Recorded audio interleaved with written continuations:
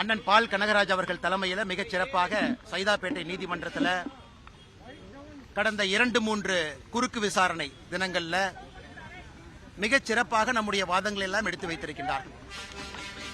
குறிப்பாக சட்டத்தின்படி என்ன நமக்கு அதிகாரம் இருக்கிறது,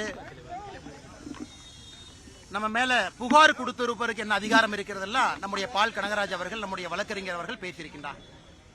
அதனால் இந்த நீதிமன்றத்தில் இன்று ஒரு மெமோ ஃபைல் பண்ணியிருக்கிறோம். அடுத்து குறுக்கு விசாரணையை இந்த வழக்கில் திரு டி.ஆர். பாலு அவர்கள் என் மீது குற்றவாளியாக போட்டிருக்கிறாங்க. அதனால் நானே நேரடியாக இந்த வழக்கை நடத்துகின்றேன் என்று நீதிபதி அவங்ககிட்ட சொன்னோம். அண்ணன் பால் கனகராஜ் அவர்கள் எனக்கு உதவி புரிவாங்க என்கின்ற வாதத்தையும் வைத்தோம். அதை மாண்புமிகு நீதிபதி அவர்கள் ஏற்றுக்கொண்டிருக்கின்றார்கள். அடுத்த குறுக்கு விசாரணை நவம்பர் 11ஆம் தேதி ஒத்திவைக்கப்பட்டிருக்கிறது.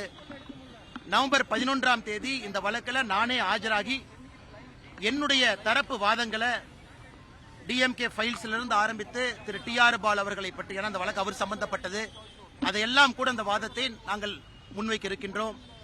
நிச்சயமாக நீதி வெல்லும் என்கின்ற முழு நம்பிக்கை இருக்கு.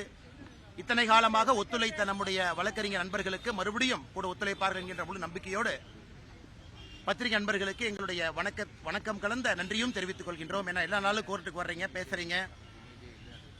நான் தொடர்ந்து அதை சொல்லிக் கொண்டிருக்கின்றேன். அண்ணன் டி.ஆர். பாலு அவர்கள் சம்பந்தப்பட்ட அவர் அரசியல் வந்த காலத்திலிருந்து எல்லா விஷயத்தையும் கூட மாண்புமிகு நீதிபதி முன்பு, நீதிமன்றத்தின் முன்பு நவம்பர் 11ஆம் தேதி வைக்க இருக்கின்றோம். அது எத்தனை ஹியரிங் போனாலும் அது போகட்டும். அரசியல் வந்ததிலிருந்து, சம்பாதித்ததிலிருந்து, குழந்தைகளை படிக்க வைத்ததிலிருந்து, குழந்தைகள் ஒரு நிறுவனம் ஆரம்பிச்சிருக்காங்கன்னா பணம் எங்க வந்துச்சு, இதெல்லாம் கூட அவருடைய கடந்த 40 ஆண்டு காலம் அரசியல் வரலாறு 1982 முழுமையாக கோர்ட் மூலமாக தமிழக மக்கள் முன்பு வைக்க இருக்கின்றோம். ஏன்னா நம்முடைய நோக்கமே 2023 ஏப்ரல் 14ஆம் தேதி இந்த டிஎம்கே ஃபைல்ஸ் வெளியிட்டதன் நோக்கமே எப்படி தமிழகத்தில் ஊழல் பெருச்சாளிகள் தொடர்ந்து நம்மை உறிஞ்சி பிழைத்து அண்டிக் கொண்டிருக்கின்றார்கள் என்பதை மக்கள் மன்றத்தில் வைக்கணும். அதனால்தான் நான் இதுவரை யார் மீதும் கூட மான நஷ்ட வழக்கு தொடுக்கல. ஆனா இந்த வழக்கு யாராவது திமுகவிலிருந்து தொடுக்க வேண்டும் என்று காத்திருந்தேன். அதன் மூலமாக பல விஷயங்களை நீதிமன்றம் மூலமாக மக்கள் மன்றத்தில் வைக்க வேண்டும் என்று காத்துக் கொண்டிருந்தோம். அதனால் நிச்சயமாக அதை நாங்கள் தொடர்ந்து செய்வோம். அதில் எந்த மாற்று கருத்தும் இல்லை.